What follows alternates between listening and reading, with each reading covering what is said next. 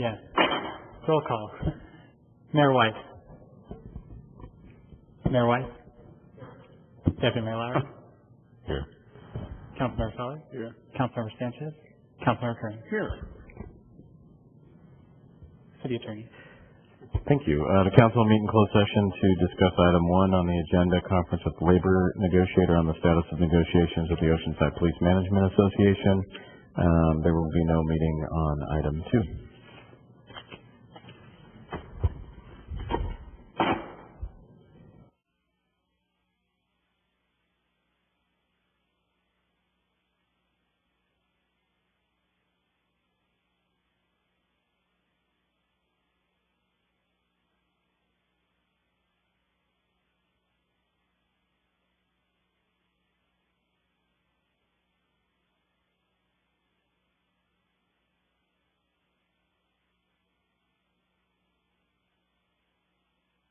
Is safer and less invasive. Recover faster. Get back to doing what you love. Tri-City Medical Center. Advanced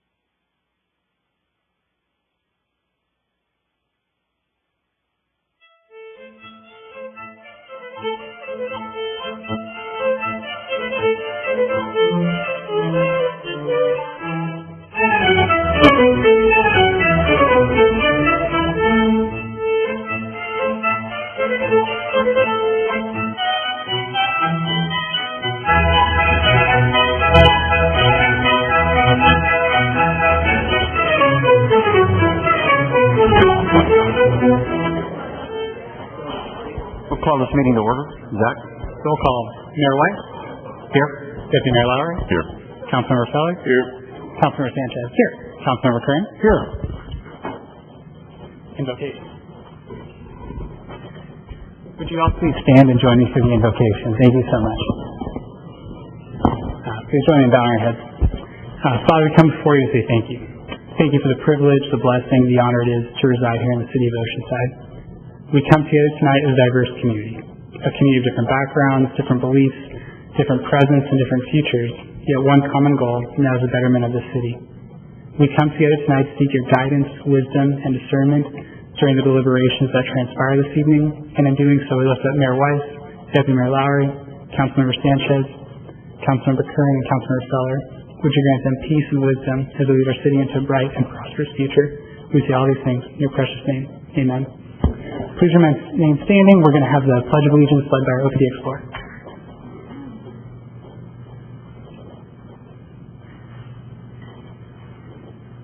Ready? Begin.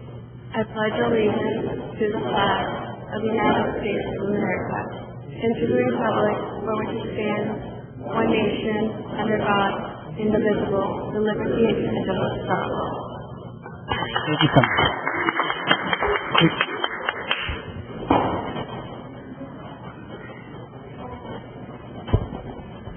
All right. At this time, we'll have a presentation. Education Begins at Home program by Eduardo Becerra. All right, Ed. Hello, Councilman. My name is Edward Becerra, and the name of my program is Education Begins in the Home. I'd like to thank Deputy Mayor Lowry for inviting me to make a presentation before the council and talk about our program.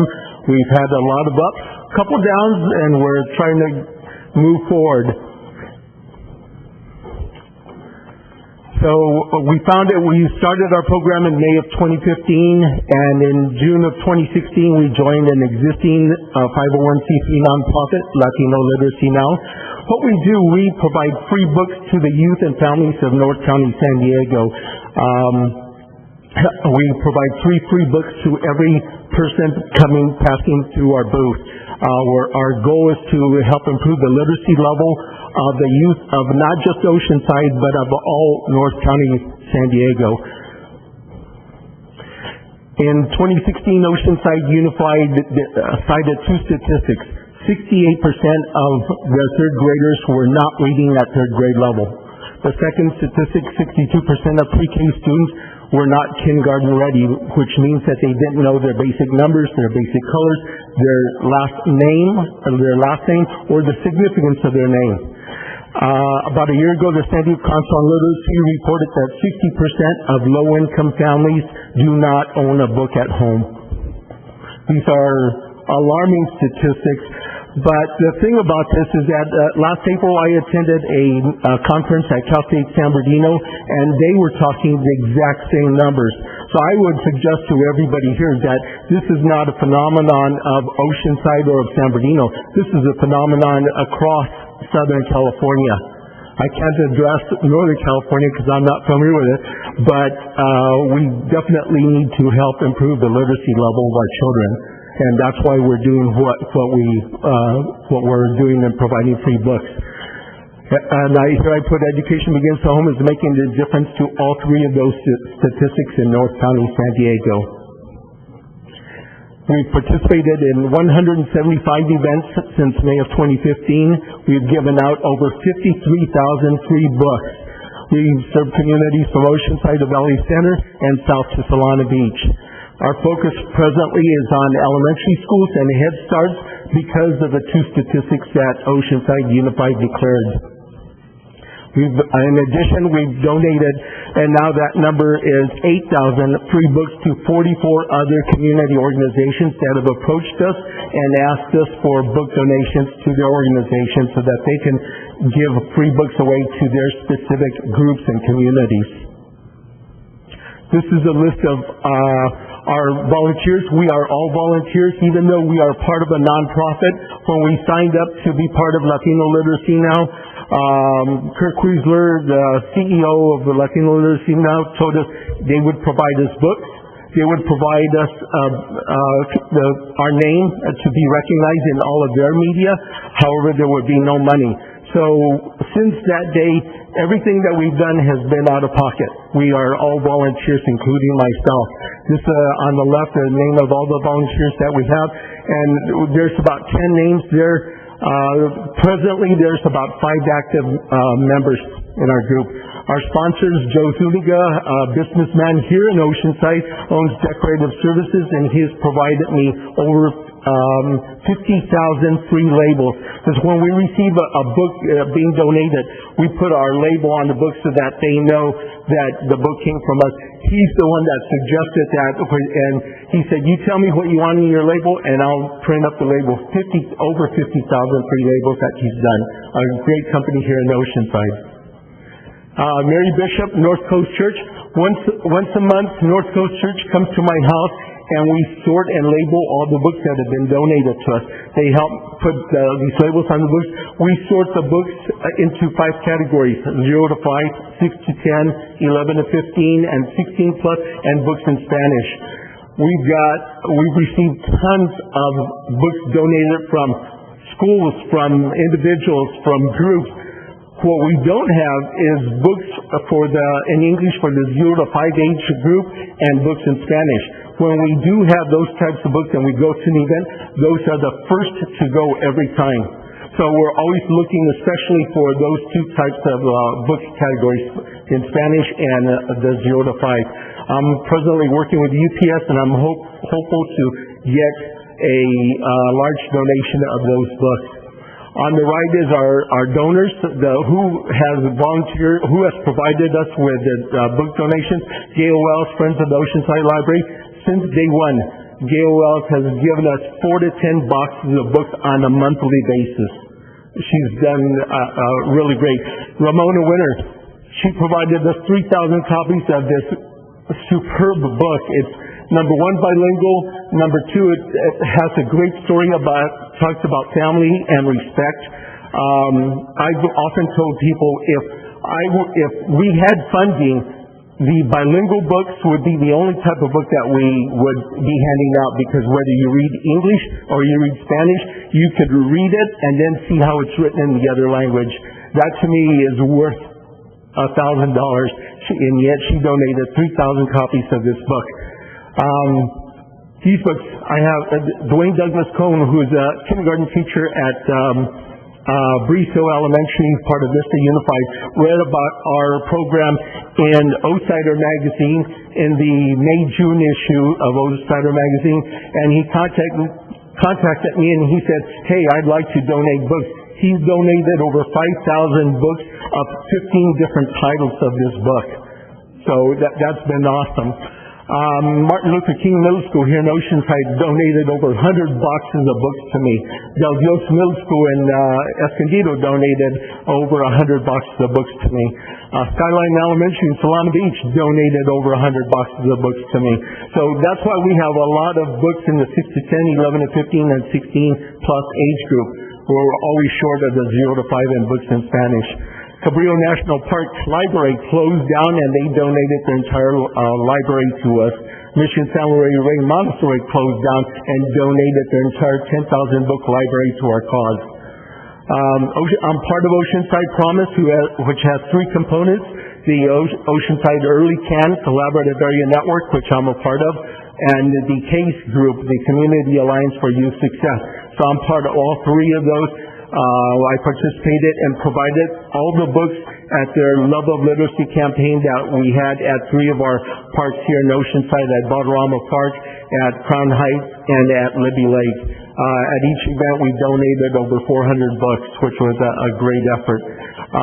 The last group that I've got here is Palomar Family Counseling. They've got a contract with the San Diego County Office of Education and participate in programs in Oceanside and Vista schools, elementary schools. They have invited us and have asked us to come and participate in some of the meetings that they have with the parents. At these meetings with the parents, we tell people, we named our program this because we truly believe that education begins with them at home. If they wait for their kids to learn at school, they're already behind. So we tell them that reading is a must at home and that they have to read to their children every night. We often tell them that reading is the key to success in school, and school is the key to success in life. And that's why we're providing their children with free books.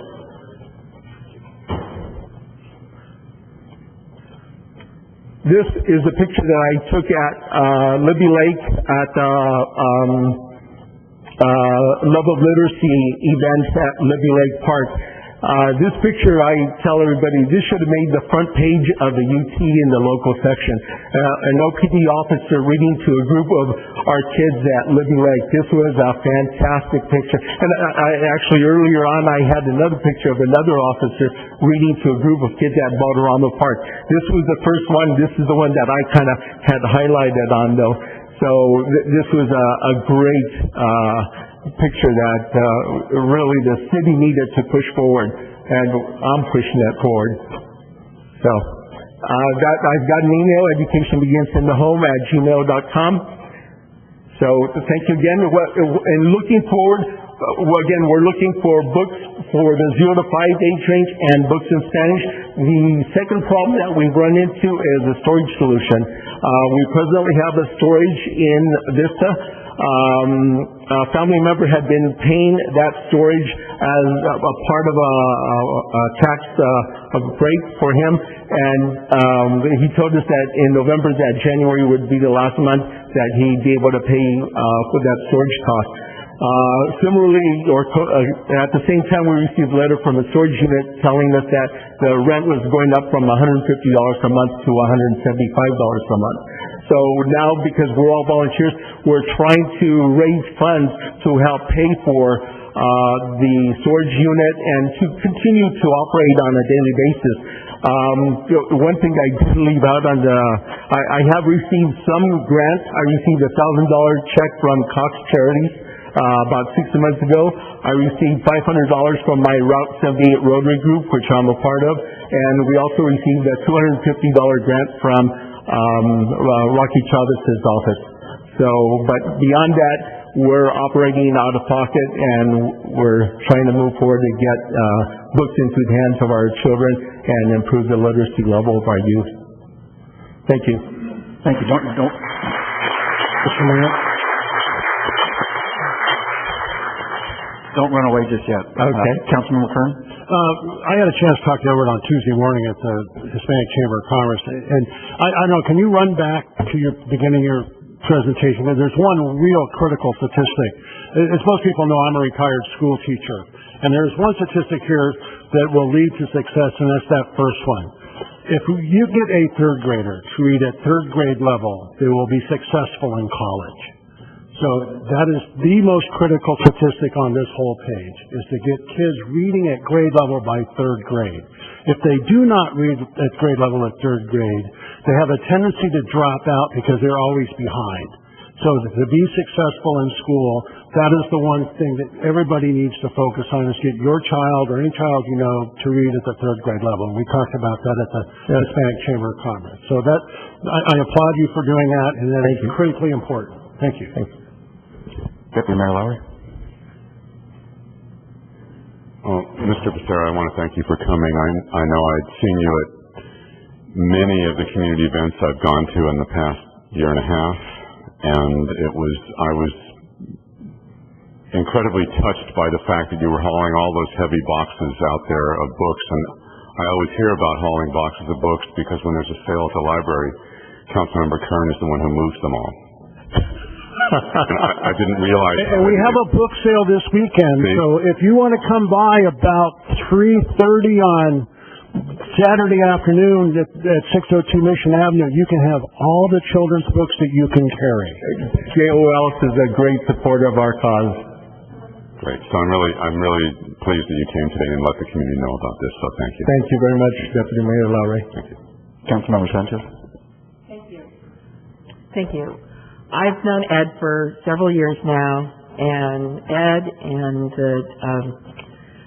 and this wonderful organization of volunteers has been to practically every community event, in doing our outreach to our youth in Crown Heights, in Libby Lake, in East Side, and everything. Ed, thank you so much for all that you've done. This has been obviously a labor of love with you, your family, and all these volunteers. So, and I know I see a few volunteers back behind you. Could you stand up, all those, everyone that came on your behalf, And including your wife? Standing up in the back is Joe Zuniga. I mentioned him, Decorative Services. Could you all stand? Yeah. Thank you.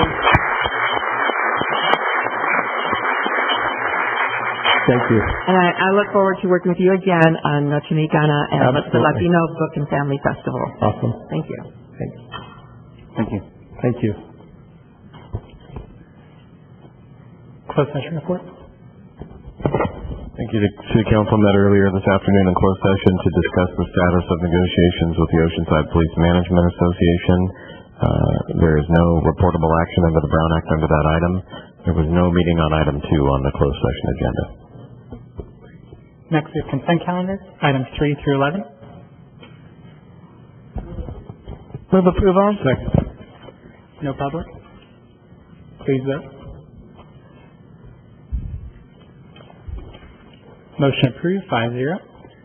Next, we have item number 12. Item number 12 is approval of Amendment 3 in the amount of $199,949, professional services agreement with Environmental Science Associates for a revised contract amount of $748,644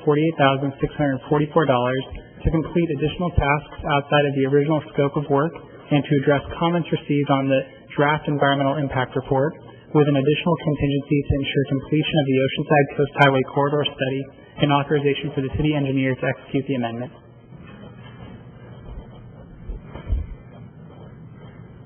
Good evening, Honorable Mayor, members of the City Council. I'm John Anderson with the Public Works Department. The item I'm bringing in tonight is a staff request for Council to consider approval of Amendment Number 3 for the Coast Highway Corridor Study. The Coast Highway Corridor Study, if you recall, is looking at alternatives to reduce Coast Highway down from 4 lanes along the entire 3.5-mile stretch, down to 2 lanes of multimodal enhancements, roundabouts, and other safety improvements. This in conjunction with some land use enhancements and an incentive district zoning overlay between Seagate and Eaton Street. The staff recommendation is for council to consider approval of Amendment 3 in the amount of $199,949 to address additional comments that the project team received as part of the comments on the draft EIR. So the Amendment 3 will cover the costs associated with that expanded effort. The work effort that Amendment 3 will cover is the additional traffic analyses that will involve analysis of Interstate 5, the on and off ramps, and the related interchanges. There will be air quality and noise and other technical studies that will need to be revised to account for that expanded traffic analysis. We're also going to add an additional alternative that stops the road diet at Moore Street, and Coast Highway will continue as 4 lanes south of Moore Street. We're also going to stop the incentive district zoning at Moore Street, so there will be no zoning incentive district south of Moore Street as part of that alternative. In addition, we'll be expanding the parking assessment for each of the alternatives. The draft EIR just looked at the parking supply as part of the preferred project, but we're looking at the parking supply for all the alternatives. This will also cover the costs associated with the preparation, review, and then the recirculation of the revised draft EIR, and then the subsequent response to comments. The project status going forward, as I mentioned earlier, we did have the public review period this summer. We received about 200 comments. We expect to finalize all the traffic analyses and technical studies by June of this year. This will be followed by a recirculation of the revised sections of the draft EIR in July, and then we expect to have a final publication of the revised EIR in October, and this will be followed closely by presentations to both Planning Commission and the City Council. In closing, staff recommends that the City Council approve Amendment 3 in the amount of $199,949 to the professional services agreement with Environmental Science Associates for a total revised contract amount of $748,644 to complete the additional tasks outside of the original scope of work to address comments received on the draft environmental impact report. That concludes staff's presentation. There's no public on this item. You want to speak on this item? Okay. Cindy Rocco.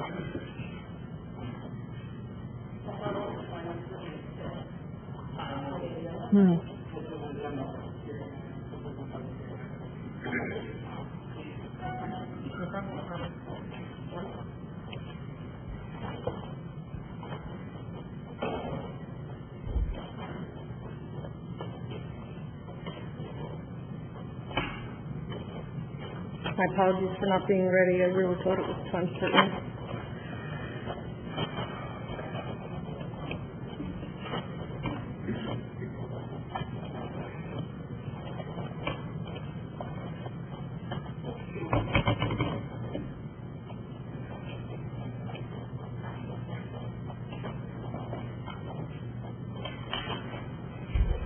Okay. Honorable Mayor and Council, I'm here to talk about the revised contract amount with Environmental Services, Science Associates related to the Coast Highway Vision Plan. Right now, the revised amount is about $750,000, with the original contract size at $550,000, and that's a 36% in the increase in the contract. The $200 increase in additional money is to include, tasks outside original scope and to address comments received on the draft EIR. This should have been a task included in the original scope of the contract, because everybody reviews the draft EIR in any project. A few years ago, or a couple years ago, I attended a workshop, and I also put in writing the following feedback as a comment. And it had to do with asking the consultant about asking the consultant if they took into consideration the 5 and 78 interchange and the I-5 widening. He had to go check with the consultant, and he said, no, it's as is. So again, I gave feedback that that would be something that would need to be studied as an impact.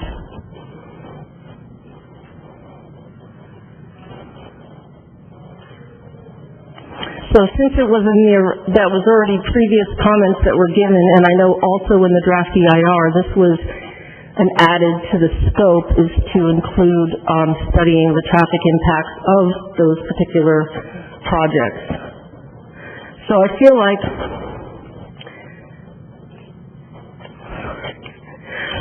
it should have been included in the original scope because it was something that was presented both verbally to a consultant and in writing. And I just think that this is just an example of a blatant waste of our money. And I don't know what percentage it is of the $200,000 to study this, but it should have been in the original scope. And I just think it's an opportunity to control costs. Thank you. Thank you, Ms. Rocker. Councilmember Feller.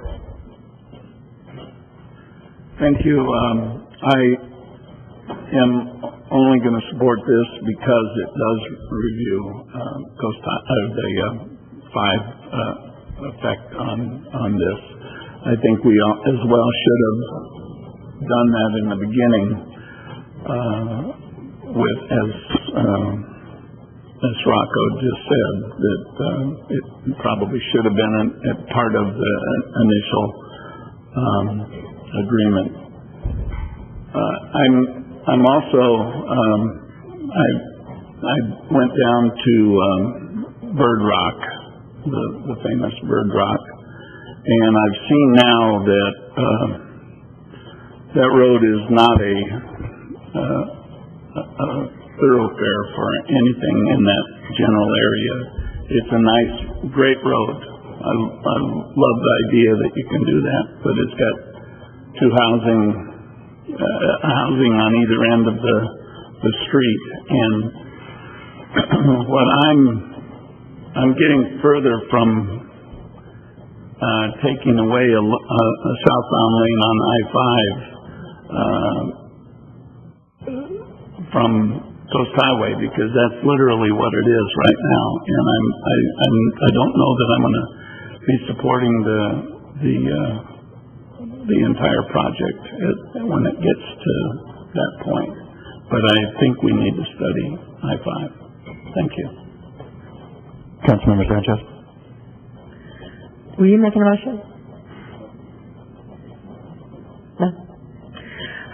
Okay, I actually think Ms. Rocco had some very good points that she made. To me, what has happened is this project has grown and grown and grown from what I thought we had approved back in the day.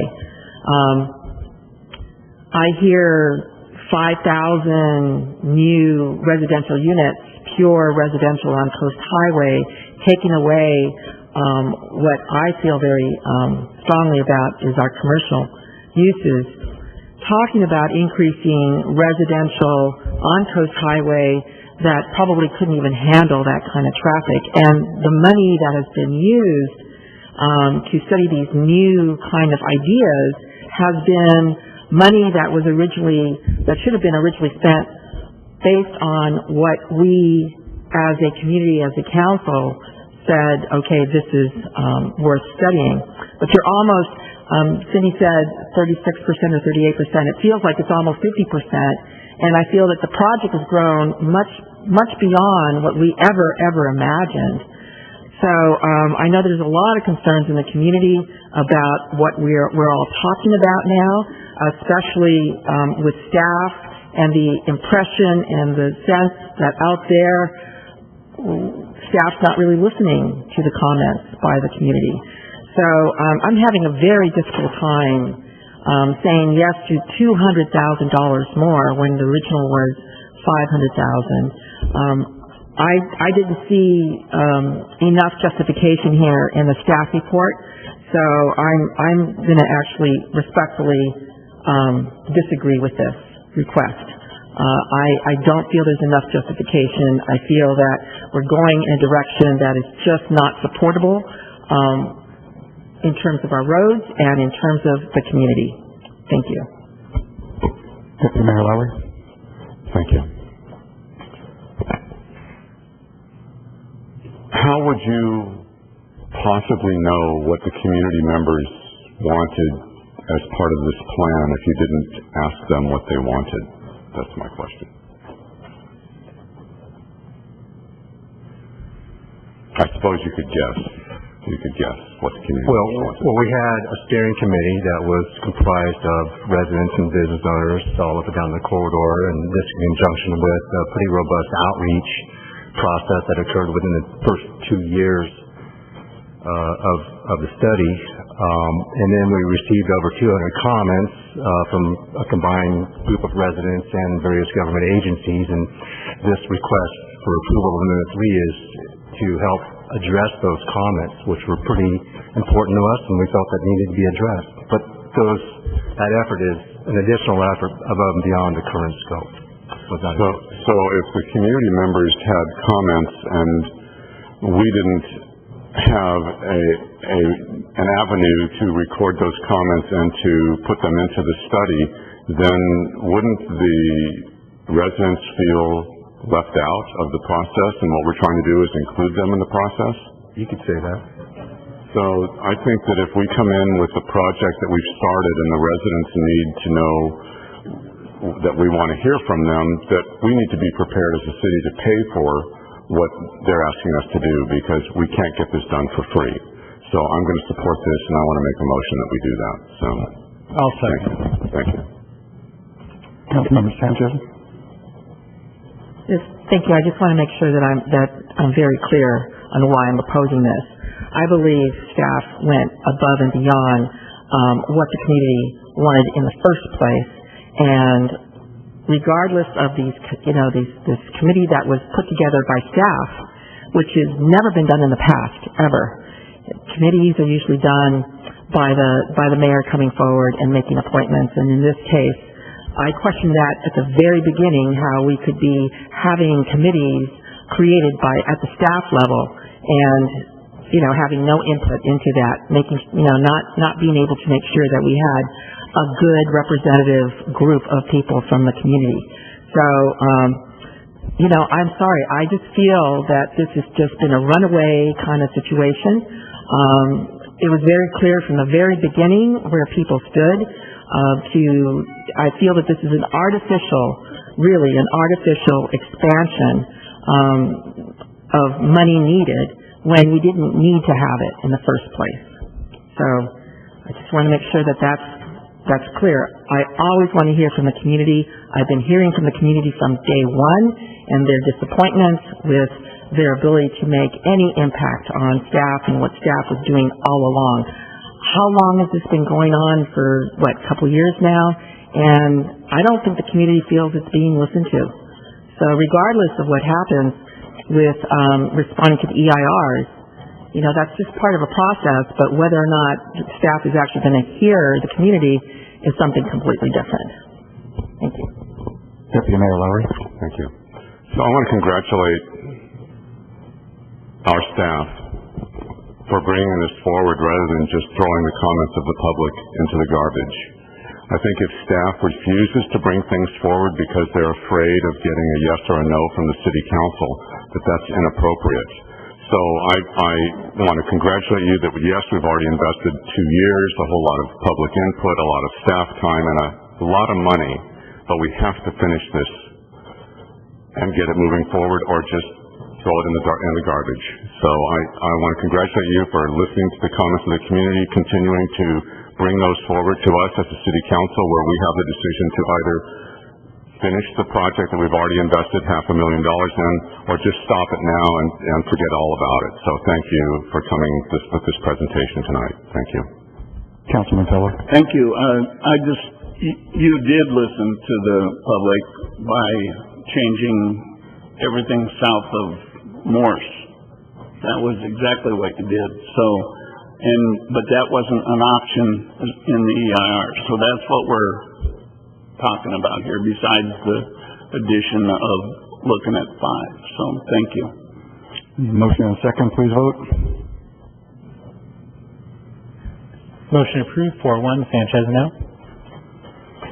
Go to item 15. Yes, item number 15 is advance written request by Kathy Michael.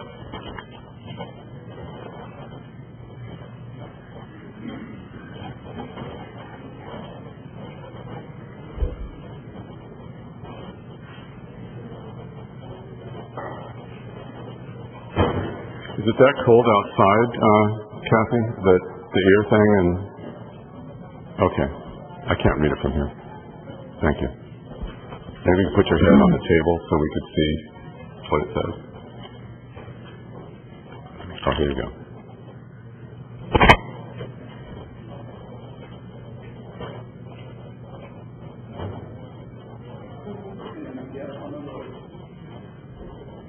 You'll have to ask Eileen or Leslie. Before I start, Honorable Mayor, attendees, and viewing public, my name is Kathy Michael from Main Street, Oceanside. I did want to bring up one thing before I talk about the events for this week. The Oceanside Chamber does a enlisted recognition reception every February, and they're doing it again on February 22nd at the Veterans Association of North County. So if you'd like to participate, sponsor, or provide a donation for that, that would be great.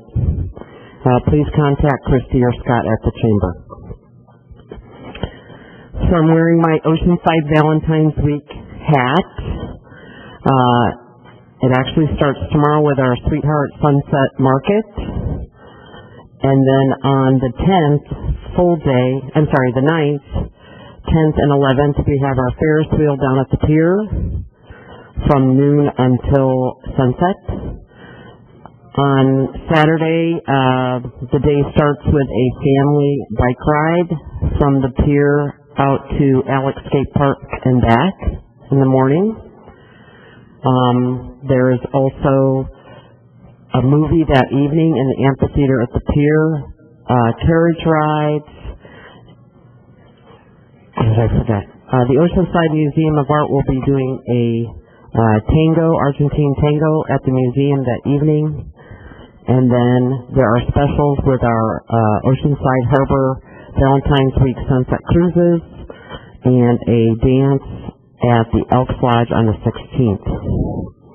All that information is on our website at mainstreetoceanside.com, or you can also just type in Oceanside Valentine's Week, and the Visitor Center has set up a website. After Valentine's, Main Street will be moving forward with their Oceanside Mural Initiative program, Share Your Cup fundraising campaign. They are partnering with the Downtown Coffee and Tea Merchants for a Share Your Cup fundraising campaign, encouraging the community to patronize a partner local coffee and tea shop each Monday between February 26th and April 2nd, as proceeds will benefit the next mural in the downtown. So every Monday we'll have a different business that will be providing part of their proceeds to our Oceanside Mural Initiative to beautify our downtown. So please check that out on our social media or our website, mainstreetoceanside.com. Thank you. Hope to see you in the downtown. Would you like to do item number 16? Yes, we have 9 speakers on this item. I'll call you up so far 2 at a time. The way the podium works, green means go, yellow means you have 1 minute left, and then red means your time has expired. So our first 2 speakers on items off the agenda are Kenneth Deere, followed by Dave Newman.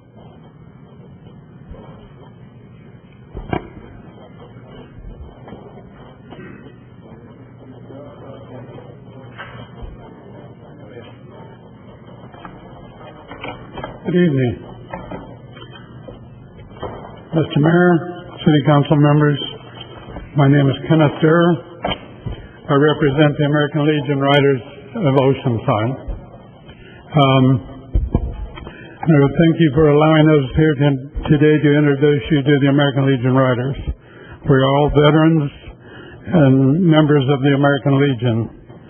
In fact, you may be familiar with a few of our members: City Councilman Jerry Kern, Oceanside Fire Chief Rick Robinson, Assembly Member Rocky Chavez, and Congressman Darrell Lissa. Our purpose of appearing before you is to provide you with some information about the American Legion Riders. We're not a club or associate with groups that call themselves clubs. We are all veterans from each branch of the military, men and women. We belong to the American Legion first and also ride motorcycles. We participate in parades like the Independence Day Parade here in Oceanside.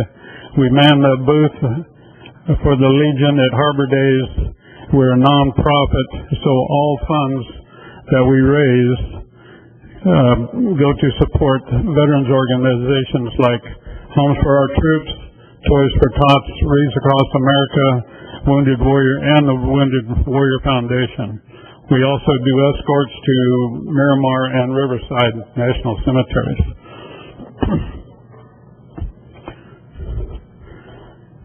As you can see, we wear a vest, and our vest has our chapter numbers on it.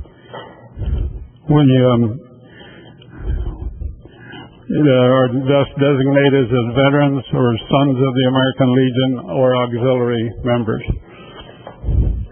We have strict guidelines on what we can wear on our vest so that we do not look like a motorcycle club. The riders here this evening, there's a few of us from Escondido, from Chula Vista and Encinitas, and most of us are from Oceanside.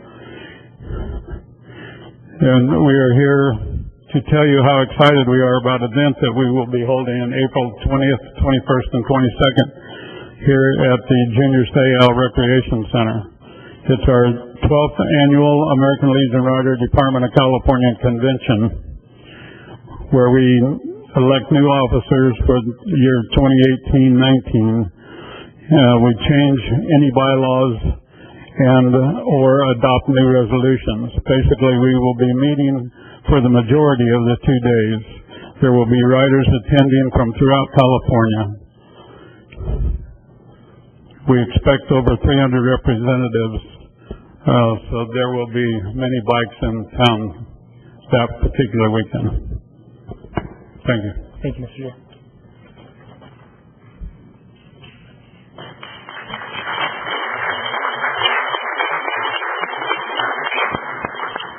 Councilmember Feller. I just had a question. Are you gonna?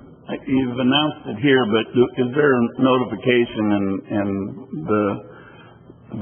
so that somehow the city can spread the word about you? Somehow, some way.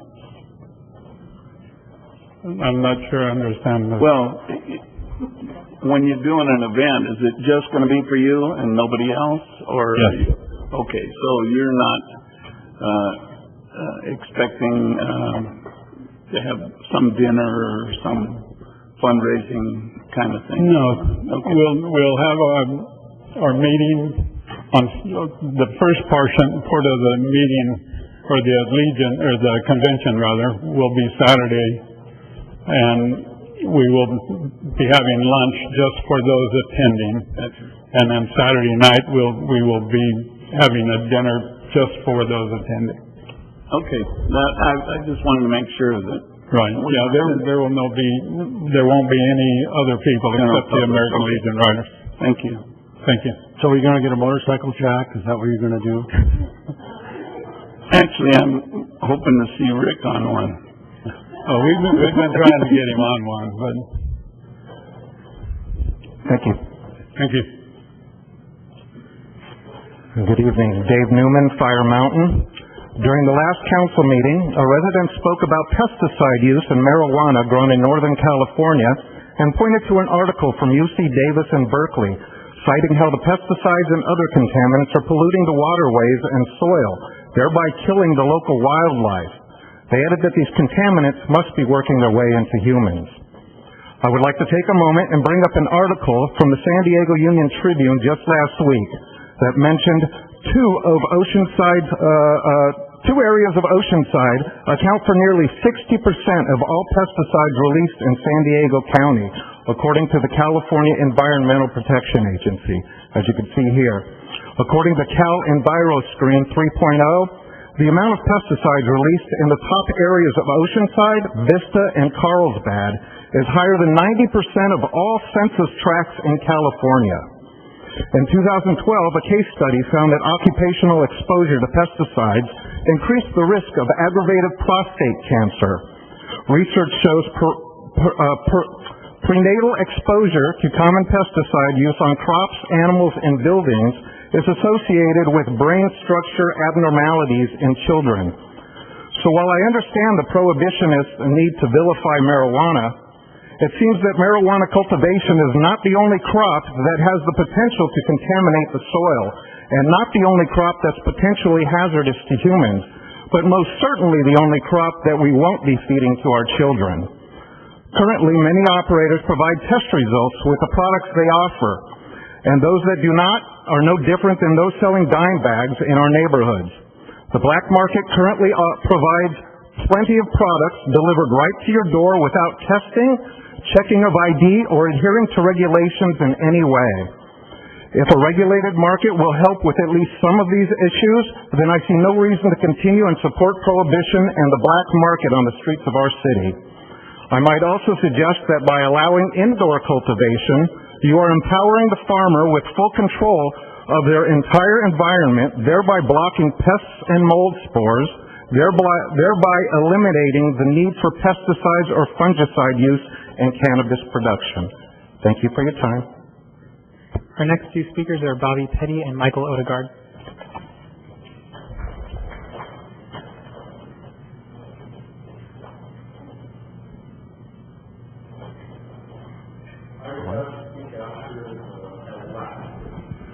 Okay.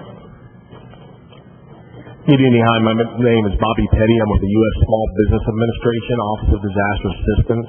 For those who don't know, the Small Business Administration works with FEMA, but what we do is we give low interest rate loans to homeowners, businesses, and renters who are affected by disasters such as what I'm speaking about today, which is the Lilac Fire. There are some people who may have relocated from the Bonsall area and elsewhere from the Lilac Fire to your city, so I'm trying to use this as an opportunity to get a public service announcement out. And this goes for any disaster, not just fire, but flood, earthquake, or whatever. If you want assistance from the federal government, the way the Congress set it up in 1988 is to first register with FEMA. FEMA will give you an initial $500 or so for emergency need, but the way Congress set it up was the next step is to apply for a Small Business Administration loan. They want the money to actually come in the form of a loan instead of a grant, if at all possible. Once you apply for a loan, you can then get referred back to FEMA for additional assistance, but that's only once you apply. If you don't, the federal government thinks that you've already been your needs have been satisfied through insurance or any other financial means. So I guess that's the general word I'm trying to get out to people, is that if they haven't applied with the Small Business Administration, they need to if they want to get additional assistance. They can get up to $200,000 for their house in the form of a loan, and up to $40,000 for the personal property. Renters too can also get money from the Small Business Administration, up to $40,000. Businesses can get money as much as $2 million for the physical damage as well as economic injury disaster that they may have incurred from the Lilac Fire. For additional information, people can contact FEMA.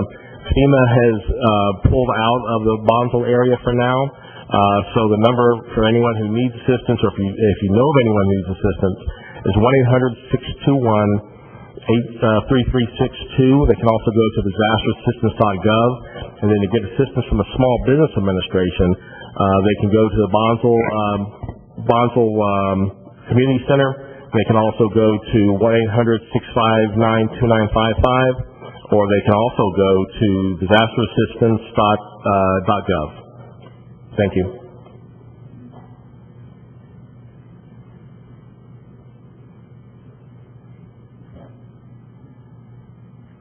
Our next two speakers are Bill Weigel, followed by Kristen Johnson.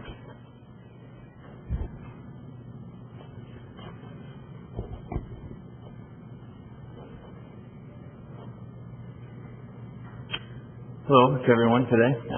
You may remember me working with you a little bit through the San Onofre issue. Happy New Year. We're into 2018. I do want to provide everyone here with an update. Some people are not familiar with the topic. San Onofre, Southern California Edison, nuclear spent fuel, going in the beach, 108 feet from the water, Cliff's Notes. Anyone that wants to know more about it, publicwatchdogs.org. As a local business owner, we obviously take this one very near and dear to our hearts. We have several law enforcement officers that are customers of ours. We've talked candidly with them about the topic. The cans are going into the ground, and we did work at one point with the council to pass a resolution to take a firm approach to stop this dead in its tracks. That did not happen. Esther Sanchez made a great comment when that process fell well short of what the intended goal was, but that it was gutted of its intended purpose. And here we are with the waste going in completely unscathed, nothing changed. Another concern I have as a local business owner is we recently experienced a break-in at our business. We've also had a problem with homelessness, which is also near and dear to our hearts because we have a community breakfast every month for the community, including the homeless. But the epidemic speaks for itself. I have no idea where the council stands on any of these issues, but what I am most concerned with is the continuing disappointment that people I know in this community are experiencing on almost every level. When you peer back, look behind the curtain, it's a failure, one after another, of our elected representatives to truly protect us, and the obligation for protection due to the allegiance of the public is the whole basis for this process we call government. And when the failings continue, you're leaving and painting us into a corner where we have almost no other choice than to look up and say, what are we doing? What makes this legitimate when the people that create the rules do not follow the rules?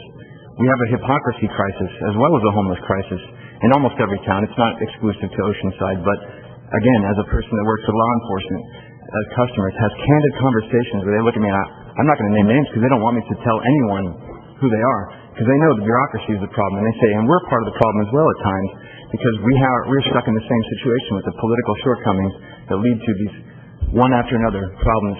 And I've been told candidly by public servants that Oceanside is a safe haven for homeless because we get funding out of the city to keep the two homeless shelters, which I've volunteered at, and I think they're good, but we're not helping these people. We have mental health issues and substance abuse issues. Again, my parking lot gets used as a bathroom. I have to clean up human waste. That's a biohazard. And that's because no one's doing anything about this. I watched San Onofre fall on its nose when no one wanted to truly step up to the corporate fascism that was demonstrated from top to bottom, federal, state, and local levels, and just sit and do the same thing over and over. Folks, I'm one of many few people that actually wants to come here and speak to you, but it's because I'm speaking from the heart, and the corruption has to stop. You're losing any legitimate claim to say that this process is in any way valid.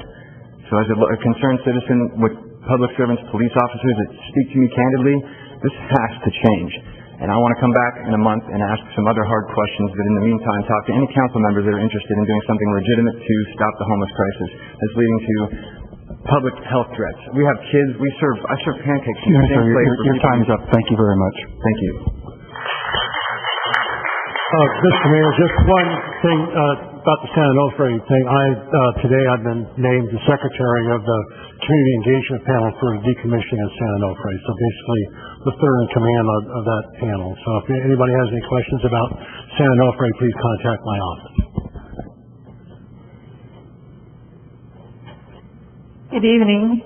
My name is Kristen Johnson, and I live in Oceanside, right across from the Vine Street, what we used as a community park. Oh, and I wanted to say first, congratulations on being appointed, Mayor Weiss. It's good to have you on board. For 35 years, the park empty land on Vine Street has been used by the residents of the trailer park where I live to fly airplanes, film movies, walk dogs, play baseball, frisbee, and now it's being taken over by a 58 resident condo. The land was changed from commercial recreation to whatever you can put a condo on. Lots of us put in comments, and I think maybe our comments were thrown into the garbage because planning commission or the planners didn't go along with what the residents wanted, and neither did the city council. I was very shocked when I found out that one of the councilmen that voted on it, in fact, he's my district councilman, used to work or have some kind of connection with the family that owns the trust that owns the land. I was a federal employee for 30 years. I worked in contracting and construction. And it was drummed into us that employees shall endeavor to avoid any actions creating the appearance that they have violated ethical standards in a reasonable person's view. Not only violating standards, but the appearance was very important. I couldn't work on any contract if even a friend of mine worked for the company. Public service is a public trust. There are no allowable conflicts of interest. Thank you.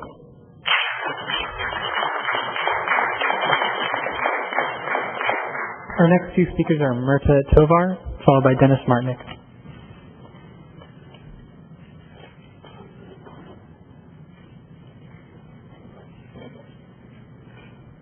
Good evening, Mayor and City Council members. My name is Myrta Tovar. I live at 615 Vine Street, and I want to talk about two things that directly impact the residents on Vine Street and the surrounding neighborhoods. Traffic is already extremely heavy down Vine Street. If you didn't know any better, you'd think that you were on the on-ramp to Interstate 5. When you going down the hill or going up the hill, the turning distance into any of those complexes is very short. It's an accident waiting to happen. I know because I experience this every day when I leave my complex and when I return home. The speed limits are not adhered to, even though they're clearly posted 15 to 20 miles per hour. And the parking is extremely limited. I live in a one-bedroom condo conversion, and there is space for one parking space on my complex. However, that doesn't allow for visitors or anything because there is no parking to access unless you're down by the Best Western at the bottom of the hill or at the top of the hill as Vine curves. I can only imagine how that is going to impact Vine Street in the future with these new condos and other proposed developments. The second thing that I want to talk about is the park and how that impacts our community. Our youth need recreational areas where they can gather. I work at St. Mary's Star of the Sea School as the extended care supervisor, and I can't tell you how many times I turn away families and young people who want to come and throw basketballs, who want to use our soccer field to play a game, to access our playground. Of course, that's not allowable because we're in operation. We are servicing the community with child care needs. So that property is not accessible to our community. And then you have Ditmar, which is our local public school. And those are off limits as well because they are gated. However, on any given day, you can go over there and see people hop the fence and go dog walking and use the public facility at the school, for the open space. This is the only open space that we have. Maybe it is a dirt lot, true, but it is a dirt lot that has been used by the public at large. So I want you to consider that when you propose any kind of projects because it does impact our community. You need to ask us, the people that live there. Thank you, Mr. Lark. Thank you. Thank you.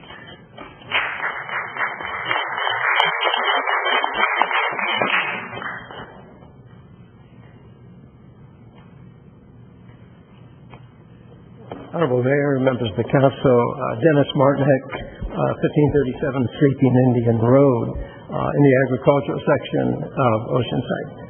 I'm a retired professor of business economics and urban planning, and supporter of the SOAR initiative that's being circulated throughout the city. There have been some misrepresentations being made about the SOAR initiative's potential impacts, and I wanted to try to clarify that today. The SOAR initiative, its main thing is it gives Oceanside voters the right to vote. That's the key of the whole initiative. It doesn't change the general plan, it doesn't change the zoning ordinance, but it does give residents of Oceanside, citizens of Oceanside, the right to vote in two key areas.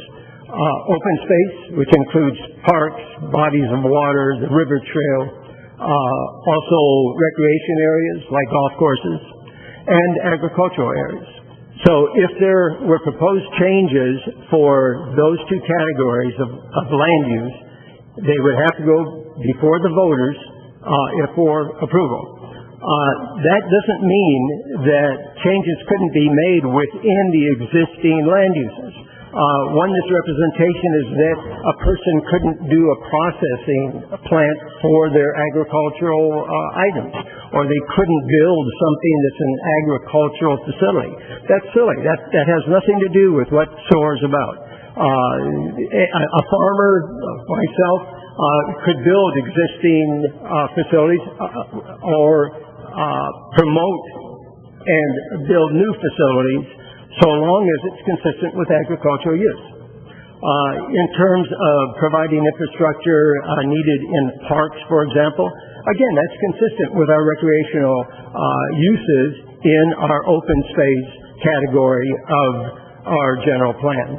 So it's misrepresentation to say that this is going to have some negative impact on uses which are presently allowed in our general plan, because our general plan does allow us. Also allows, I live across the street from a winery. Wine tasting is very similar to that. Well, it's used, it's allowed.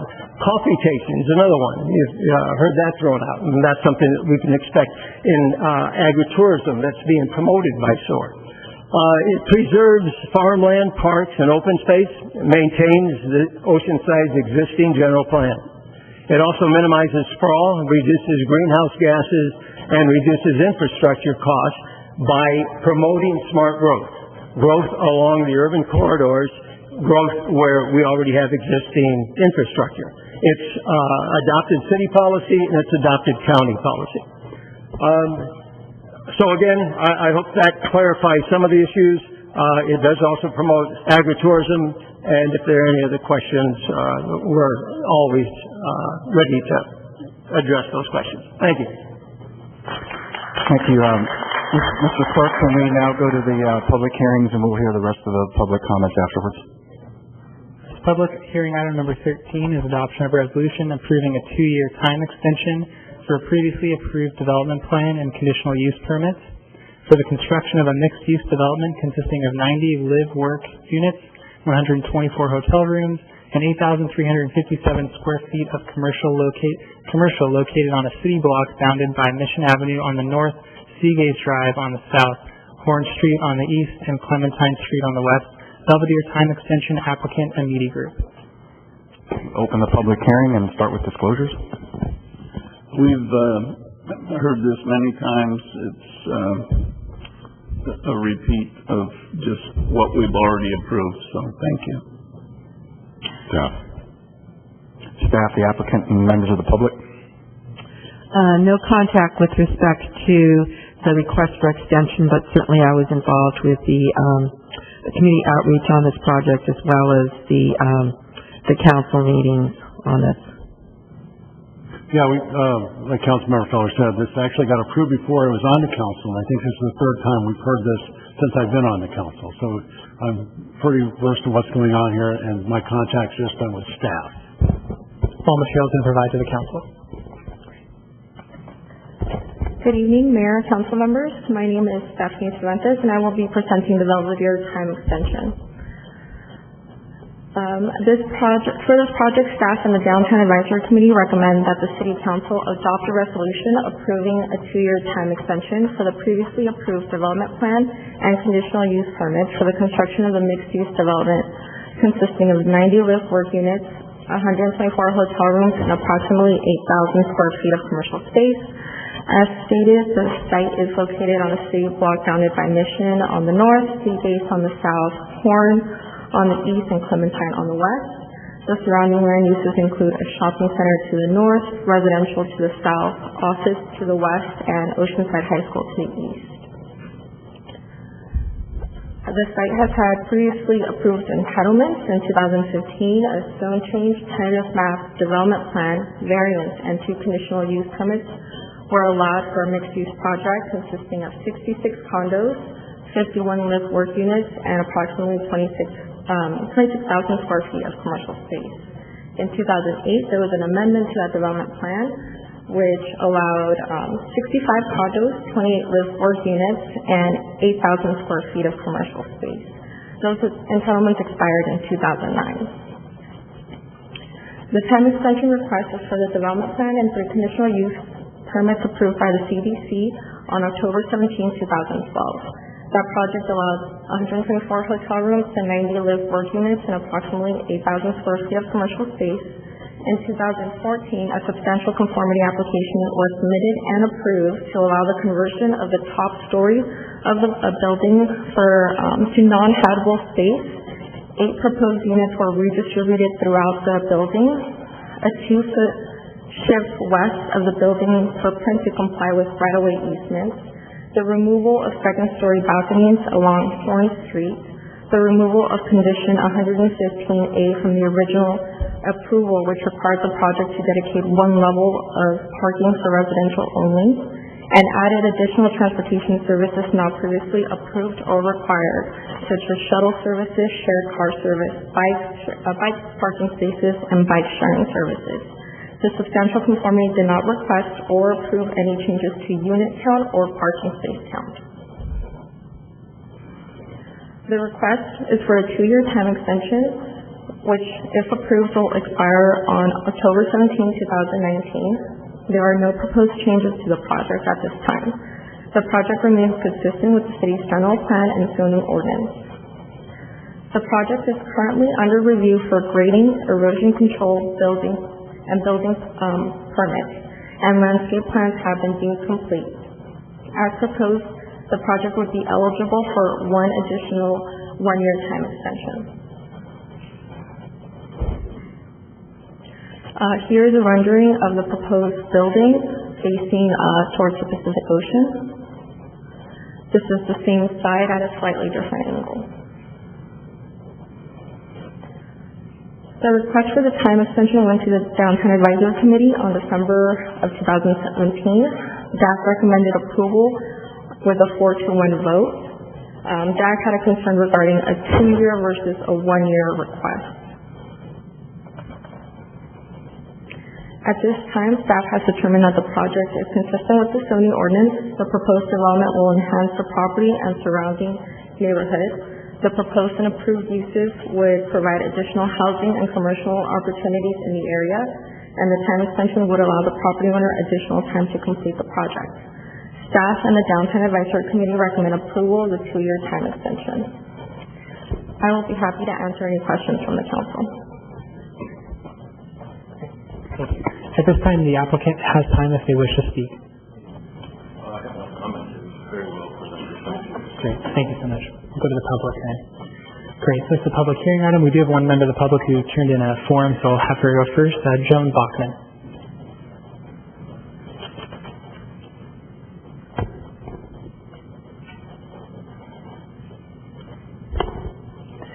Hello, Joan Bachman. Live downtown.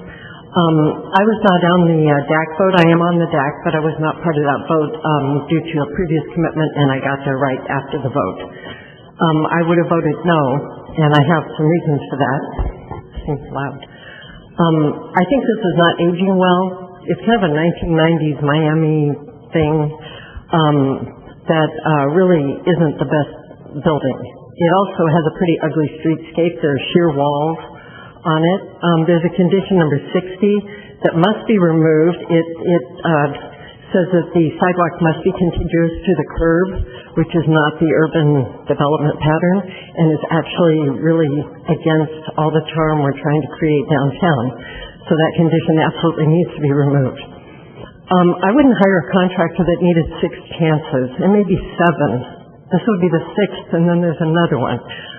We rebuilt a house, remodeled a house on Horn Street, and our contractor, the grandmother died, the aunt died, the brother went to jail, his wife left him, he went bankrupt, and about the time he was coming up with his final excuse, we weren't believing him anymore. We did get our house done. We ended up managing him very closely to make that happen. But this is too big of a building and too important of a place to have somebody who just hasn't been able to do it, and to do it with an old design. I'm not opposed to the use at this. I'm not opposed to the zoning. I think we do need to concentrate our density, concentrate things as I talked to some of you about, and that's a very key part of downtown development. But I think this building is an old design. They've had their chances. I wouldn't hire them, given this record. And finally, my final point is about the school. And I think you might remember that 9/11 was called a failure of imagination. We now have seen what happened in Las Vegas, and I think we need to take a step back and relook at the site next to our school. So I'm urging you to vote no on this extension. It has been just approved at each step, but I think we have some very valid reasons. The design's old, we have a safety concern, and they just have not performed. And I'm sure they have plans in. I don't know if they're good plans. We don't know that. So I would say it's time to start over and do something better on this site. And I would not be opposed to something of this magnitude. Thank you. This is a public hearing item. Any other members of the public who wish to speak on this specific item may come forward at this time.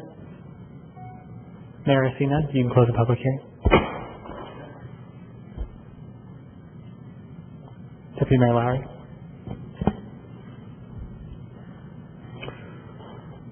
Jeff, would you explain to me how many years this has already been on block?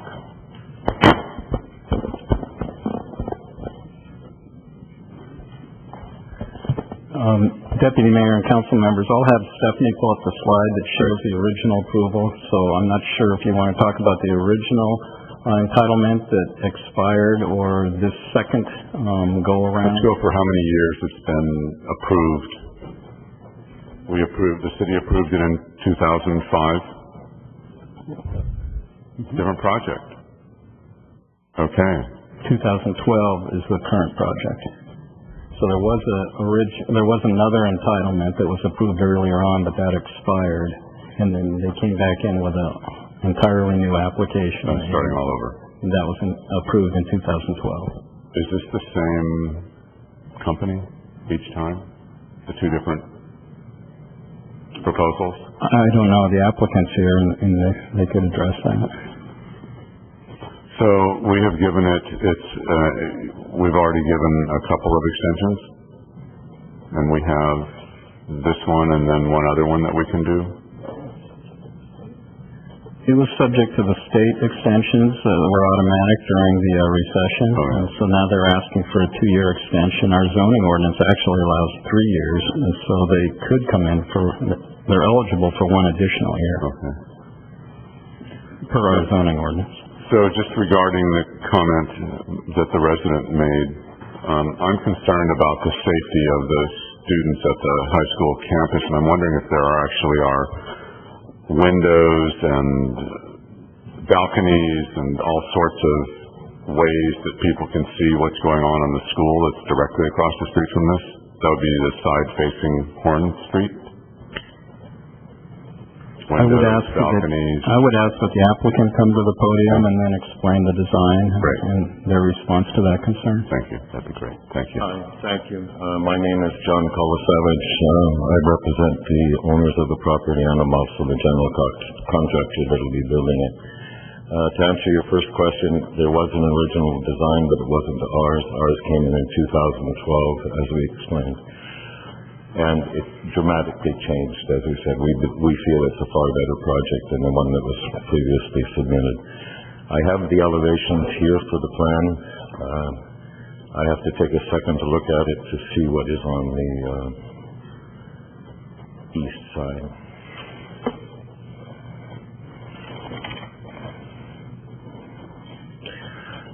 The east side does have windows and balconies. I'd be happy to share it with everyone, but it is a typical apartment building. You can put it on that platform right there that Mr. Knott will assist you with.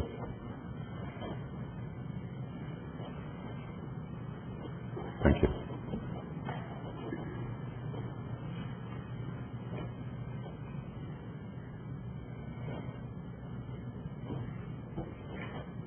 Oh.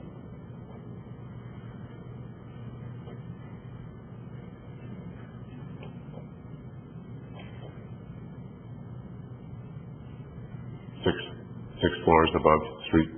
Correct. Yeah. Yes. Okay. Thank you. Is there more? Councilmember Kern? Are you done? Yeah, I'm going to move approval for this extension. The idea that, we've been, obviously this started before I was even on the council. I'll be ending my 12th year here in December, and this actually started before I did, and it won't start till after I leave, probably. So, but my understanding, you guys are ready to pull your building permits as soon as you get your financing. That is correct. I'm shovel ready. And so it is a shovel-ready project. My concern is, are you going to be back here in another 2-3 years asking for another extension? But we are allowed 3 and you're only asking for 2. So the likelihood of you getting started in the next 2 years is percentage-wise 50-50? I have it on my radar for August this year, but that is my plan. I'm in active financing with various banks in U.S. as well as offshore. Okay, good, because I think it's too late to start over. We've committed to this project, and obviously the recession hit, things changed. That did and so, obviously, if you look at our Pier Hotel project, that's been kind of lagging because they're trying to get their financing together too. So the idea that you're not alone in the financing business here, especially for hotels, which I know are very difficult to finance. So I'm going to move approval for the extension, and hopefully you get started in August. I'd like to see that going. Thank you. I'll second. Councilmember Sanchez? Thank you, and thank you, Ms. Bachman, for coming to speak, because I was wondering, you were one of the biggest proponents of this project way back in the day, 2005. I had concerns about the height at that time, but it seemed like, at the time, it seemed to make sense. When this project came back to us with a some new ideas, I certainly like the idea of hotel rooms rather than the live-work lofts. That really bothered me, the live-work lofts, because they didn't seem to be working at the time in Oceanside. And in fact, they still have had trouble selling. We have the wonderful thing that we have hindsight, right? So we know what has worked in Oceanside, what things haven't worked, and live-work lofts just seem to be falling on their face. I have some concerns about safety. I don't know if at the time that this was requested, whether there was even an opportunity to look at perhaps some of the changes. Certainly they did that in 2012. So I would think that there would be a potential for looking at possible changes going forward, especially if there's a very big possibility that this is going to be done within 3 years versus 2. So I'm not satisfied that we ought to, this is not an automatic. They've received the benefit of the state extensions, and so this is something that, looking now at this project, it does seem a bit outdated, and it doesn't seem to, this came to us before all the changes on Mission Avenue, and it seems like, the street part of it, streetscape, is just not working. It's just, there's no flow. And initially, what got me to like the project was the amount of commercial. That I really liked. In the second rendering, we lost commercial for the hotel. But again, not completely happy with the project. So now I think we have perhaps another opportunity to look at this. Certainly, it is our decision whether we grant the extension or not, and for me, I think that we ought to deny it. Thank you. I just have a couple of minor comments directed at Mr. Hunt and the applicant. If you're that close, I'm supportive of the time extension, but I would like for you to get with staff and look at some of the streetscape designs as they relate to what has now been completed for Mission Avenue to see if there's an opportunity to make that look a little better and make it more inviting to the public. But other than that, we have a motion and a second. Please vote. Motion approved, 3-2. Sanchez, Lowry, no. Next item is item number 14. Item number 14 is adoption of a resolution approving development plan, conditional use permit, and regular coastal permit for the establishment and operation of a 10-room boutique hotel and to allow minor facade and tenant improvements to the building located at 406 and 408 Pierview Way, located within the Townsite Neighborhood Planning Area, which is not within the appeal jurisdiction of the California Coastal Commission. Pierview Boutique Hotel, applicant Thomas Aldrich. Open the public hearing. Disclosures. I'll start. I've been in the building. I know the family. I am cleared to vote on this project. I don't have to recuse myself because it's an Aldrich family. I think we've heard nothing but good things about this, and so I've heard a lot of good public comments about this, and I really appreciate the effort that's going in downtown. Thank you. Well, I walked through the building. It was a mess, and I've seen a lot of progress on the outside, but I haven't seen it on the inside, but I'll see it again this week, and I appreciate that members of the community are willing to bring in millions of dollars to take an old building that's clearly an historic building and make it into something that's very contemporary. So I spoke with staff, neighbors, guests from out of town, you name it, and the applicant. So thank you. Staff and the applicant. I met with the applicant. I'm very familiar with the site. I met with the applicant and actually toured the site before they started the work on it, so thank you. Okay. All materials to provide to the council. All right. Good evening, Honorable Mayor Weiss, Deputy Mayor Lowry, distinguished council members. I'm Richard Greenbauer. I'm the Planning Division Principal Planner, and here tonight to present the 408 Pierview Way Boutique Hotel.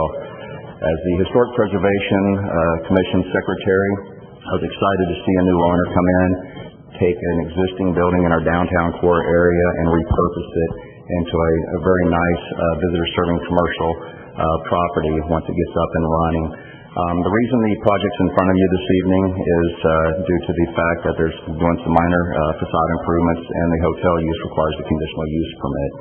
The minor facade and tenant improvements will be effective on 406 as well as 408 Pierview Way. 406 is currently what we refer to as fire water, and the applicant has moved forward in opening that up, making it more presentable, and after the long-term lease will eventually absorb that into the hotel operations. That's why it's in front of this body at this time. The synopsis for this would be for staff, the Historic Preservation Commission, as well as the Downtown Advisory Commission to recommend that the CDC adopt a resolution approving the development plan, conditional use permit, and regular coastal permit. for the establishment and operation of a 10-room boutique hotel and the minor facade tenant improvements that I previously spoke of. Given a little oversight of the location, you can see the fully developed downtown area off Fairview Way, showing in the lower right I have the image of the existing building post removal of the plaster and the adjacent 406 site. And you can see it's fully developed in the area with 2 public parking lots. Due to overnight restrictions, the applicant will have to enter into a parking agreement in order to accommodate the overnight type guests that will be coming to the facility.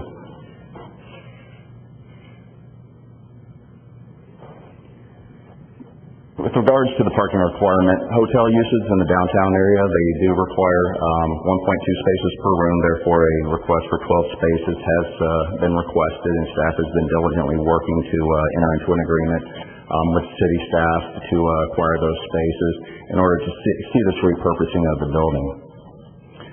The next photo I have is a circa 1900s photo, which really shows the history and the historical name, which was referred to as the Avon Hotel. Traffic issues back then, just had to worry about getting hit by a horse and buggy. So things have definitely changed since the early 1900s. And once again, I applaud them for bringing old historical structure and repurposing it for us. Existing site photos, you can see the condition that the owner purchased it. It had been plastered over back in the 70s. Held several different commercial type businesses within the structure, and the applicant came in and moved forward with some exterior removal of the plaster to bring it back to that original brick extent, and he invested a lot of time and money prior to an approval just bringing it back to the original historical context there. And the final picture shows what exists there today, and hopefully after this meeting, they'll expeditiously move forward to get this under construction.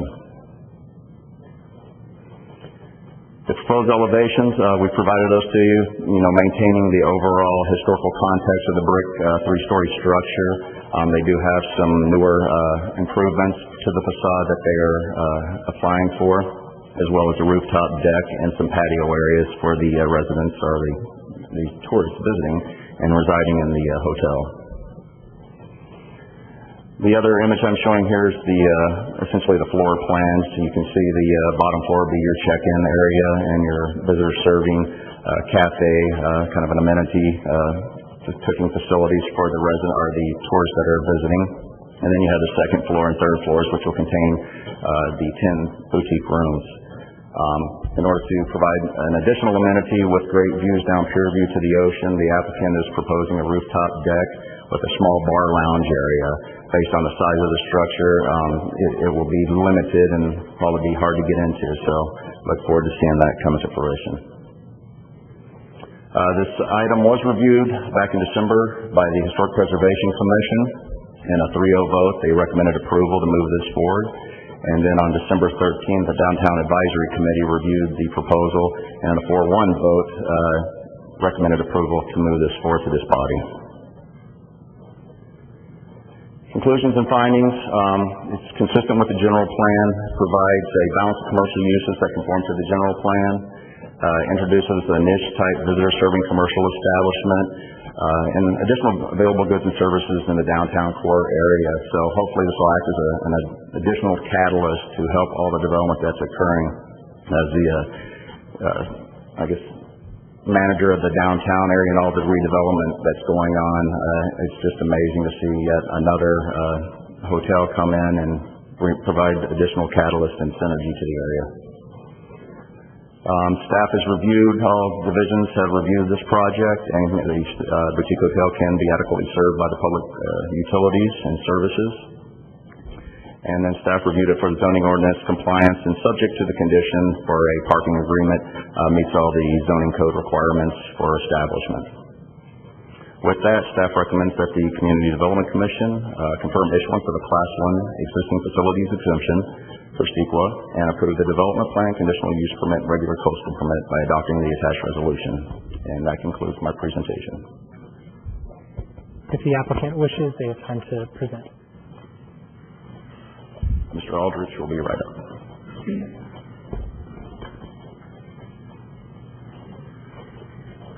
I'm sorry, you can go ahead and start, please. Yeah, I'm Tom Aldrich. This is my architect, Joe Spear. Hey, guys.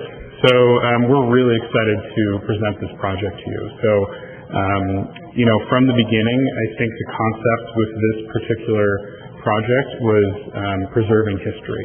So we wanted to take this old brick building that has great historical significance, built in 1888, and we wanted to bring it back to its original glory. So kind of from a design perspective, what we were attempting to do is, what we'd like to do is express the existing history. There's some really neat kind of old painted on signs on the side of the brick, and we were hoping to kind of clean those up and express those.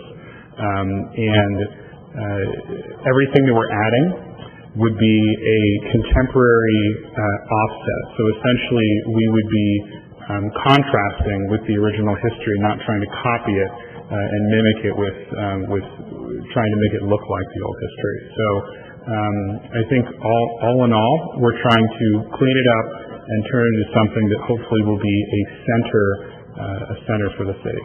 So thank you. And yeah, just to add, this is, according to Christy Hawthorne of the Historical Society, that's the oldest three-story building in town. It was built in 1888. We plan on calling it the 1888 Hotel, which is also near the city incorporated. So we're just trying to bring back as much historical aspect as we can, just like Joe brought up, and just preserve as much of it as possible, the original brick and so forth. Thank you. And just happy to answer any questions. Great. At this time, we'll move to the public right now. Sure. Thank you so much. Thank you. All right. So at this time, the public has the opportunity to speak on this specific item. If any of the members wish to speak on this item, they may come forward at this time. Mayor Weiss, I see now. Great. Thank you. Well, I have to say, it was such a pleasure to talk to the applicant and the vision of the family in terms of bringing back this very historic building and keeping the character of Oceanside. That was something that I really, really enjoyed that conversation. I applaud you for your commitment, to your family's commitment to Oceanside, and to having this vision, buying that, and also the property next door, and having like a long-term version of having not just this building, but perhaps a restaurant next door someday. So I thank you very much for that, all of that, and I move adoption. Thank you. Councilmember Kern. Thank you. I just have a couple questions. The rooftop deck, is that going to be accessible for public, or is that just residents of the hotel? You're going to have to speak, because they can't see you nodding at home. Yes, it'd be accessible to the public. Same with the bottom floor, some sort of cafe-like concept. Okay, good. Because I'm very supportive of this. I'm surprised we haven't got an architectural critic saying the design's a little dated. So, anyway, thank you for your time and effort on this whole thing. We wanted the public to be able to enjoy the building as well, and just not the hotel guests. Okay, thanks. Councilmember Sanchez. Okay, Councilmember Feller. Thank you. The tour of the building was interesting. It had a lot of colors in the rooms, and the staircase is my only concern. I hope you're making a better staircase, because I was afraid that I was going to have to be life flighted off the roof. So. Quick comment on that. It'll be a brand new staircase. It's completely illegal now, and we wouldn't be able to do that if we wanted to. Yeah, and to add, one of the reasons we bought Firewater on top of it, try to improve their facade and kind of go with the boutique hotel next door, is by moving the stairs to the other side, we can then add balconies extending to the ocean view side. So those stairs will all go away. Stairs on the opposite side, elevator as well from the east side of the building.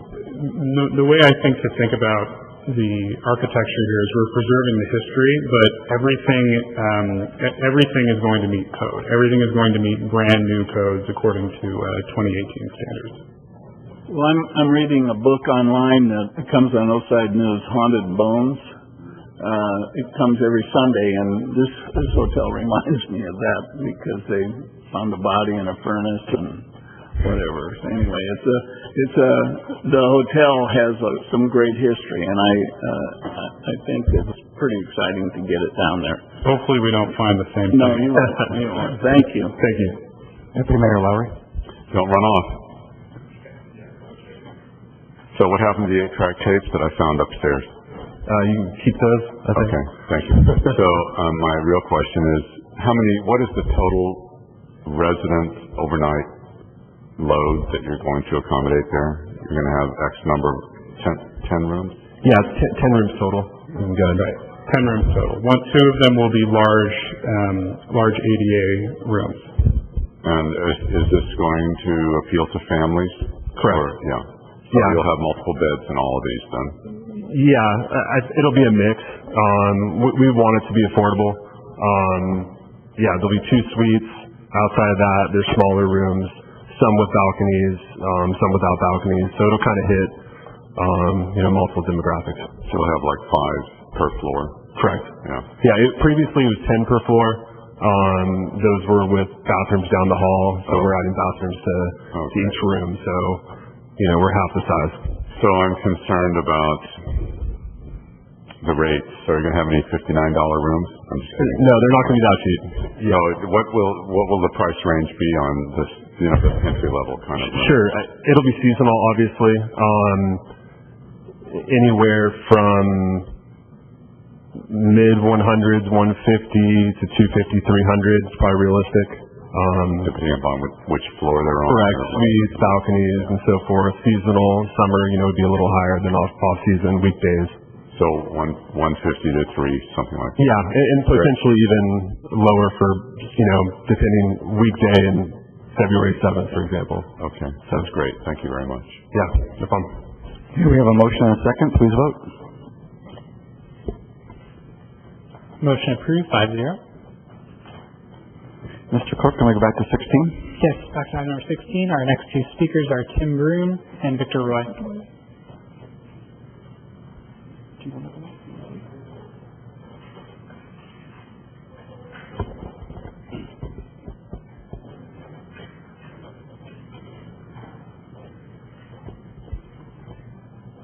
You're up, Tim.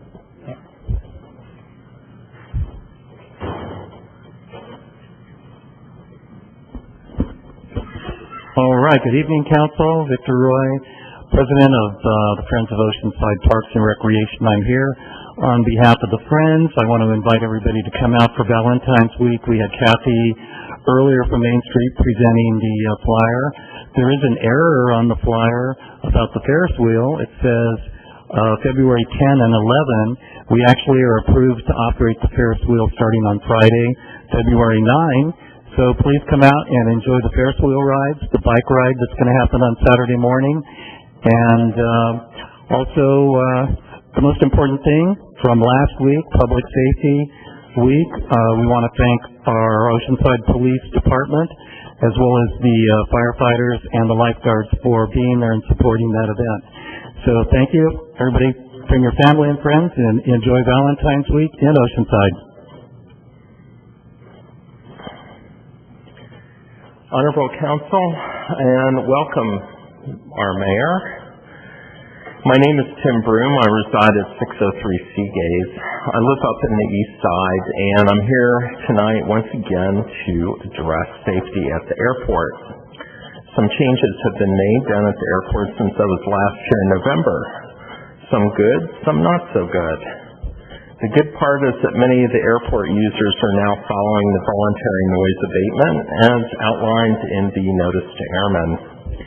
Of course, as with any group of people, we're always going to have a couple knuckleheads here and there, and who are going to do whatever they want, irregardless of what they're told. Again, neighbors in our neighborhood continue to take issue with your commercial parachute operation.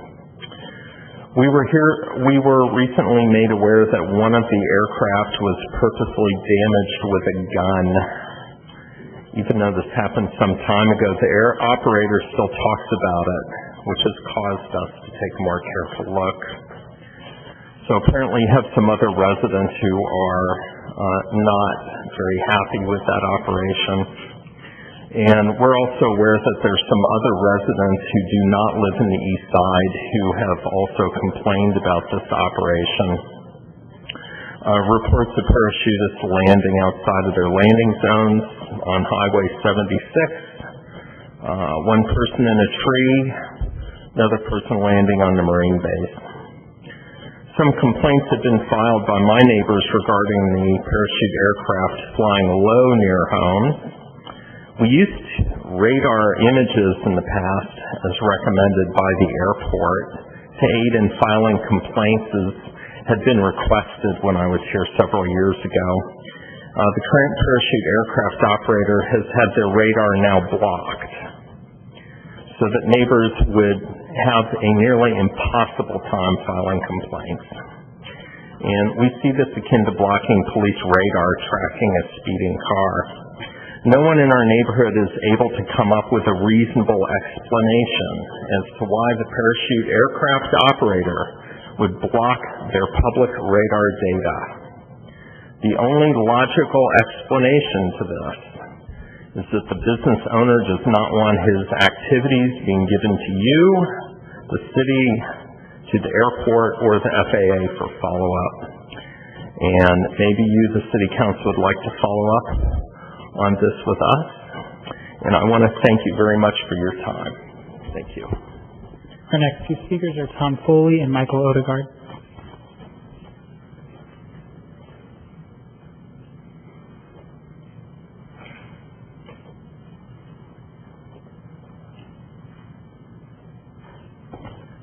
Hi, good evening. I'm Tom Foley. I live in Marietta. I'm going to speak a little bit about cannabis. I understand that we're moving forward here in the city. I'm very excited about that. I'm hopeful to start up a business, and my business in cannabis would be young plant production, primarily in tissue culture, and then growing on small plants. That is my goal and my company's goal. This production is typically done indoor, and that is to reduce pesticides, insects, any diseases that are problematic with the plants. And we had an earlier speaker speaking about pesticides, and we're very concerned about using pesticides. The state has already approved certain chemicals. It does help greatly to reduce some of the insects when we grow young plants. And young plants are normally very small, under 12 inches tall. It does help to grow them indoors in an industrial building. In growing young plants like this, we would be selling them throughout California. So primarily, most of our products would not be residing and being sold to growers here in Oceanside. Our market, intended market, is the entire state of California, selling young plants of medicinal cannabis cultivars. So we're hopeful, and I know that the city is moving forward through the various departments to approve cannabis cultivation, and our hope is to be able to grow young plants indoors in the industrial areas, so that we can start up a business. My goal is to start up a business here. I'm a small business owner, and hopeful to have a business here and move here as well. Our business would not have any consumer, no public access. That's very important to us for a variety of reasons. I don't want people coming in to my place business. I need to keep people out, and only have people that are working in our business to be coming in. So we'll follow the regulations in terms of security and access to the facilities. So thank you very much for your time. Thank you. And Mr. Odegaard, prior to speaking, I just want to inform the City Council, previously this week, Mr. Odegaard graciously emailed the City Council. Specifically, he emailed myself requesting to speak and have a PowerPoint presentation before coming forward. I incorrectly gave him guidance to come to the council meeting beforehand and submit the zip drive, and it was actually my fault for giving incorrect information because I didn't understand the policy that we have in existence. So I just wanted to apologize to Mr. Odegaard first and foremost for giving him incorrect information because he did follow the recommendations I had provided. But I just wanted to let you know that. So you can go, Mr. Odegaard. Thank you, Josh. Zach, I appreciate that. Says a lot about your character, and we love you here. So, because of the fact that I am not able to use my PowerPoint that I prepared, actually not just this time, but the last time I attempted to speak, I was just trying to follow up a one-year anniversary of what transpired after the October 2016 decision, where there was a 3-2 approval of the Vine Street collection project. Oh, excuse me. Welcome, Mayor. I'm glad to see you in person, and I look forward to an opportunity to speak to you in person directly. Thank you.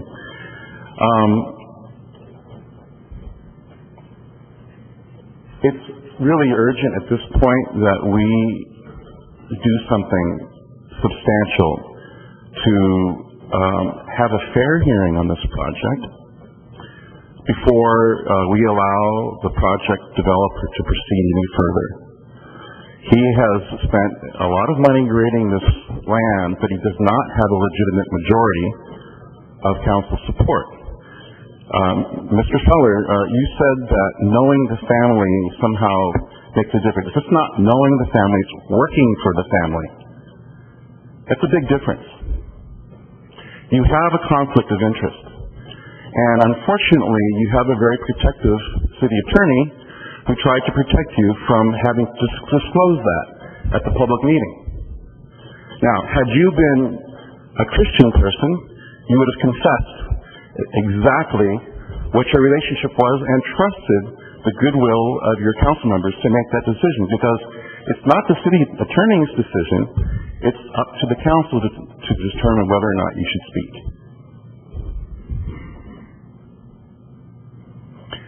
You had a conflict of interest, and you should have recused yourself, or at least you should have disclosed your interest.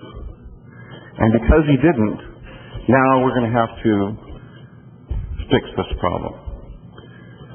You're designing a neighborhood that has less amenities than a prison. That's not what we want in Oceanside. Please acknowledge the conflict. Please acknowledge that your vote was invalid. And let's now take it with truth from here, and let's figure out what's good for our neighborhood. Also, because I was not able to show my PowerPoint, I'd like everybody to please Google Stop VSC. Just Google Stop VSC. There's all the information there. Also, I encourage you to look up 10minutewalk.org. One more minute, please. Mr. Odegaard, please wrap it up. Thank you. Our codes are atrocious. Two important roles of planning: to make the outcome predictable for your investors, but also to create a community vision. And we have not been investing in that capacity in our planning department. So please, I think we have some good talent here, but I also see how they've been manipulated. And that's all I have to say. And I'd like to give my full presentation at another session, but I'd also ask you please to not issue any building permits until this is resolved. Thank you. Thank you. No further public on this item. We'll go to 17. And on item number 17, an element of that where the vote said results 3-0, the vote actually is 3-1. Sanchez was no, just for notation on that particular item. Normally I just title these, but one word of explanation. You've already voted on this, both introduction and adoption, but there was a noticing there with the newspaper which is requiring us to do the readoption. And so the city clerk has corrected the incorrect vote that was on the agenda. And with that, I will title this. This is the adoption of an ordinance of the City Council of the City of Oceanside amending Article 12 of the Downtown Zoning Ordinance to incorporate multifamily residential development by right within Subdistrict 13. Move adoption.